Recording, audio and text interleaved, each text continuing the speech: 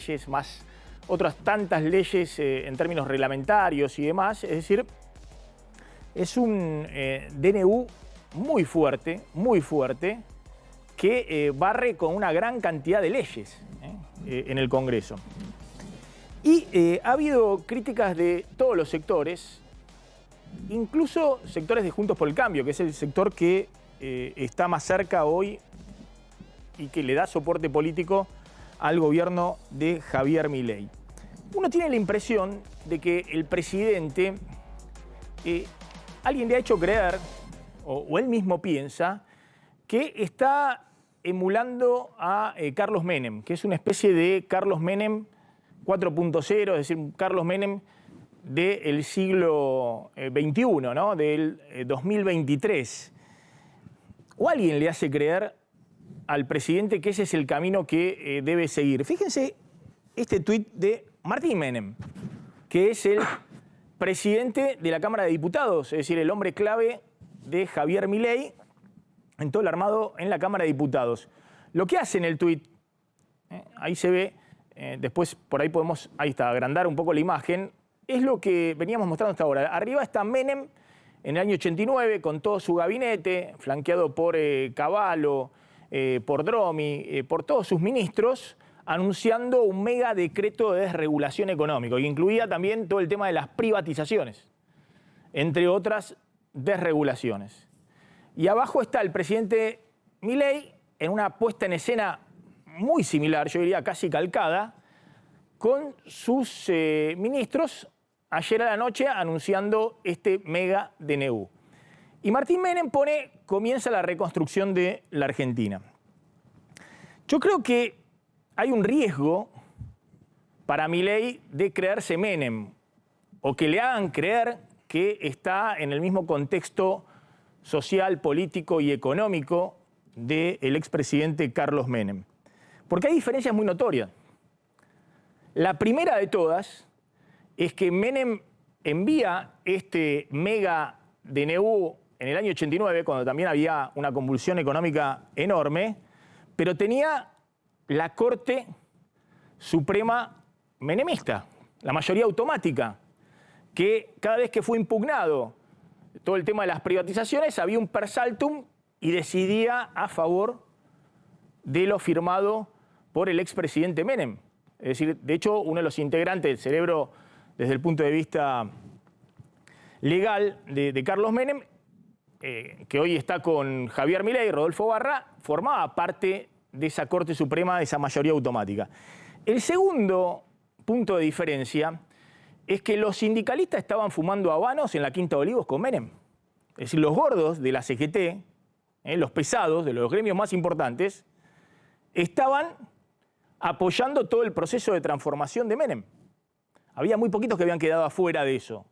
Los gremios ferroviarios, Moyano, que no era el Moyano de la década pasada, era un Moyano que recién empezaba a cobrar poder, pero los gremios estaban todos alineados con Menem. Todos los sindicatos fumaban habano en Olivos con Menem. Además del reparto de los negocios que se abrió en la década del 90. El otro punto fundamental, me parece, y que marca una diferencia, es que Menem tenía alineado a todo el peronismo, a todos los gobernadores, la mayoría en Cámara de Diputados y la mayoría en el Senado. Y operaba, ha habido leyes muy polémicas de privatizaciones, ¿se acuerdan? Por ejemplo, la del gas, en la cual, aún con el radicalismo poniéndose del otro lado, bueno, iban a fondo, no solamente el decreto, sino también con las leyes.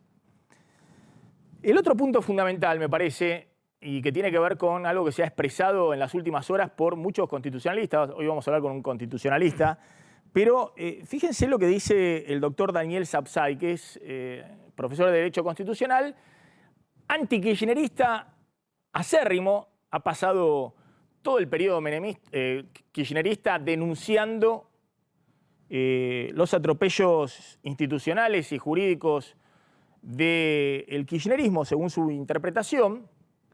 Dice que votó a Milei, pero que este decreto, este DNU, es inconstitucional. Y que efectivamente, dice incluso más que ni Menem se había atrevido a tanto, no sé si ahí está la cita textual, la placa siguiente, y que el presidente Milei avanzó, en este caso, con un paso en falso con este DNU, de alguien que, insisto, está de acuerdo con todas las regulaciones que impulsa el presidente Milei, pero así como cuestionaba en los 90 al menemismo y en la década pasada al kirchnerismo, hoy dice esto no puede pasar en esta característica, porque se arroga al presidente la facultad de legislar y eso corresponde al Congreso, al Poder Legislativo. Y digo que ese punto es importante porque me parece que hay que poner en perspectiva las reformas, aún las reformas que quiere llevar a cabo Milei. He visto a muchos dirigentes del PRO, sobre todo Mauricio Macri, los que están totalmente alineados con el expresidente Macri, defendiendo, apoyando esto. Y apoyándolo por una cuestión ideológica, porque verdaderamente creen que este es el modelo de país para llevar adelante. El problema es que si esto se hace por DNU, aún si fuera la mejor receta de regulación económica para generar una Argentina en crecimiento, en desarrollo y demás, el riesgo que tiene es que si falla, y en la Argentina puede fallar, que económicamente creas que venís a refundar el país, lo terminás refundiendo, el riesgo que tiene es que dentro de 4 años o dentro de 8 años haya un presidente del signo exactamente contrario y venga con un DNU y nos imponga un régimen comunista. Es decir, que avasalle todas las leyes porque esto queda a tiro de otro DNU. Entonces me parece que el presidente Milei ha hecho una especie de declaración de principios, y ahora vamos a hablar con Javier Calvo, si efectivamente esto tiene margen de avanzar o no, porque por otro lado hay un punto fundamental. Esto no tiene nada que ver con un plan de estabilización económica, con lo que vos necesitás en este momento para frenar la inflación, para evitar una nueva devaluación, para salir de la crisis permanente de los últimos años.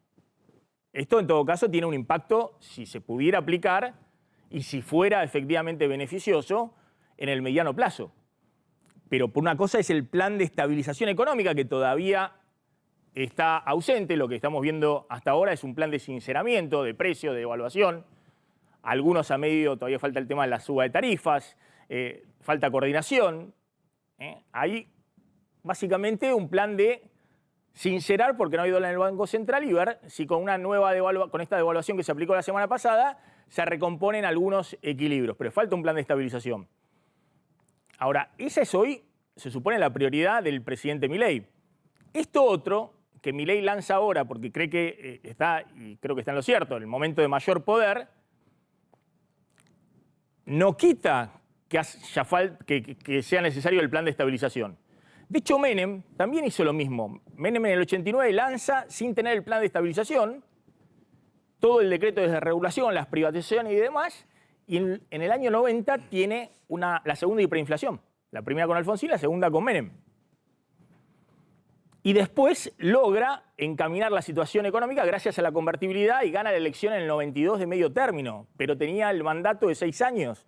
Era previo a la reforma del 94, es decir que Milei hoy tiene, para las urgencias de su mandato, un panorama totalmente distinto. E insisto con este punto, todavía no hay un plan de estabilización en marcha, hay un incipiente plan de sinceramiento, en el mejor de los casos, y ayer abrió todos los frentes. Es decir, ayer abrió los frentes con el Congreso, los frentes con el sindicalismo, los frentes con sectores empresarios afectados por el DNU y sobre todo el frente judicial, el frente con la justicia y con la Corte Suprema de Justicia.